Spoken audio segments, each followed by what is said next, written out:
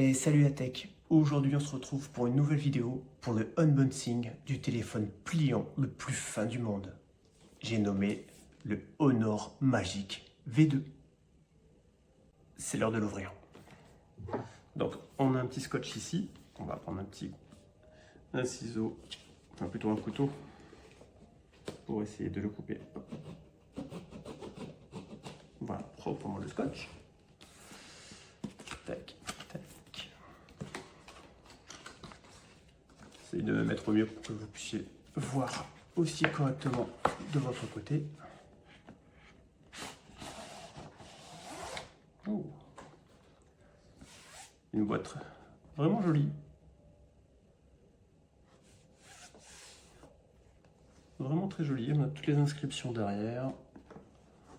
Les différents codes barres qu'on retrouve. Et pour l'ouverture, alors est-ce qu'on voit bien comme ça? Ça s'ouvre. Oh, c'est aimanté. Ouais. Regardez. Ouh.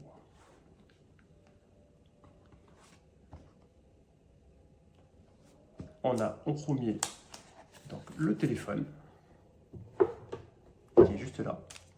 Effectivement, il est super plat. Effectivement, on va le poser. Attention quand même.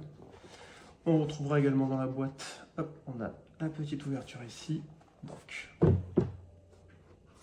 ici, il n'y a qu'une seule boîte. Alors j'ai vu dans d'autres vidéos, enfin dans d'autres pays, la boîte était un tout petit peu différente à l'intérieur. En fait, il y avait 3 petits cartons, je pense, si ma mémoire est bonne, à la place. Et en fait, dans ces 3 petits cartons, nous, la différence, c'est qu'on a un seul grand carton. Ici, bien sûr, on a le système pour sortir la carte SIM. Et dans ce carton-là, et dans ce seul carton d'ailleurs, on retrouve une coque de protection pour mettre sur le téléphone qui est fournie. Et ça, je crois que c'est l'un des seuls constructeurs qui l'offre dès le début.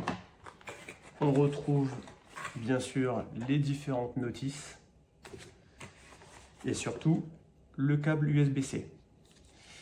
La différence qu'il y avait dans d'autres pays, c'est qu'il y avait bien sûr ce que je viens de vous présenter, mais en plus, il y avait le chargeur secteur, parce qu'en plus, ils fournissent un chargeur secteur de 66 watts, donc une recharge vraiment rapide. Et ça, nous en France, on l'a pas. C'est dommage au nord.